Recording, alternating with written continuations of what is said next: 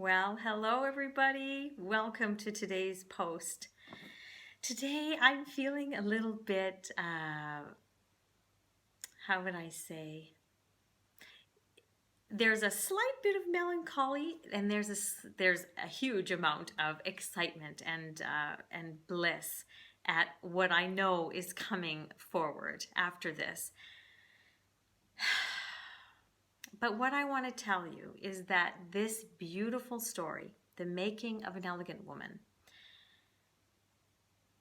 is a story that actually could continue and continue and continue. In fact, I could continue it on for years as my connection to Guy, Emile, and my current husband has been an amazing story. A story that I will hold very close to my heart as being the time that I grew into the elegant woman that I am today. And I'm just reading this because I had some points that I wanted to say. And it is what the blog post says below. So I did see Emile one last time in Prague. That story can be for another time perhaps, but the short version is that after I went back to Canada, an amazing thing happened to reconnect Emile and I. And I spent months trying to find a way to get him over to Canada. However, in the midst of me trying to get Emile over to Canada, I met my husband now. The last time that I heard from Emile was literally on my wedding day. I hadn't heard from him for years.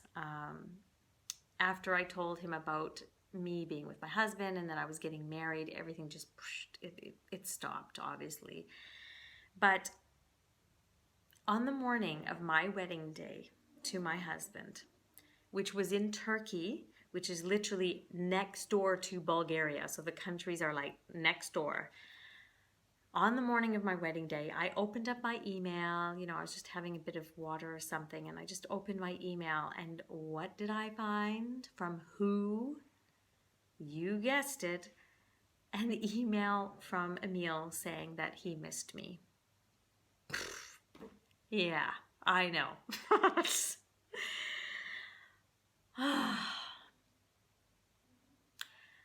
I mean, talk about a year.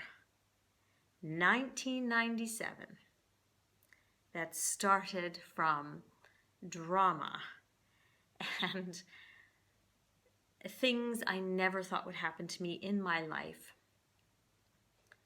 to the most amazing year of my life that continued on until that very day. The morning of my wedding, I just couldn't believe it that I hadn't talked to him for so long, and on that day he chose to write me and say, I miss you. Anyway, during the remaining months in France, my relationship with Guy and my spiritual evolution flourished. I left France with a daily practice that I did every morning without fail, and that I still do. My sister came to visit me in France just before I left, and she was in awe of the reaction that I was receiving on the street. Did you see that? She would say, look at how people are reacting to you. Do you see that? And I was like, no, I was kind of oblivious to it.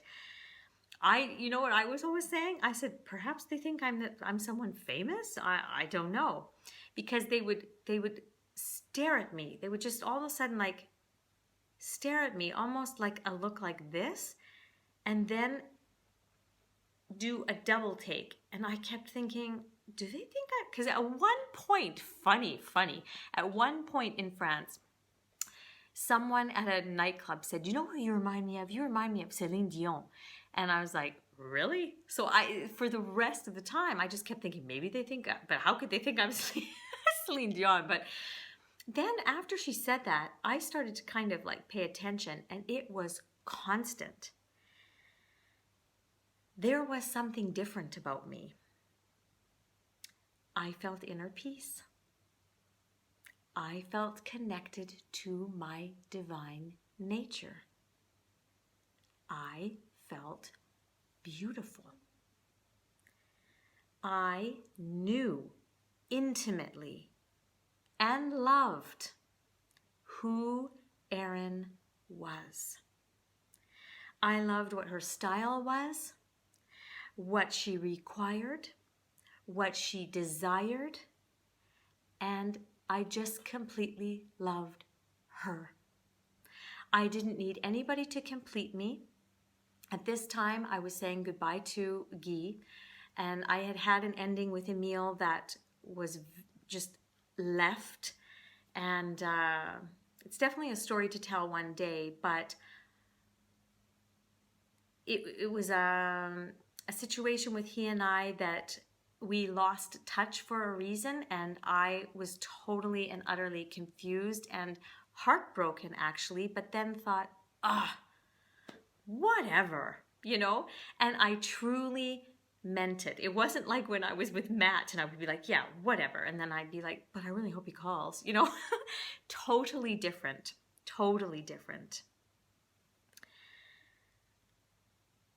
Now, Guy is, to this day, the greatest gift I have to say that my life ever gave me, because he gave me the life I have now. And I have told this to him over and over and over the years.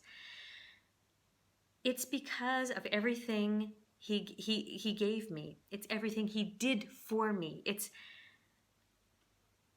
how he loved me. It's how he treated me. It's the things he showed me how to do. It's the gift of spirituality. It's because of him that I am the woman I am today and the life I have now. That's why he and I were meant to come together. And no, it was not destined to be a romantic love. I've not seen Guy since 1998. Nope. Now, we spoke regularly for years after, but a period then went by where our communication stopped. He got married, I got married, we both had children, etc.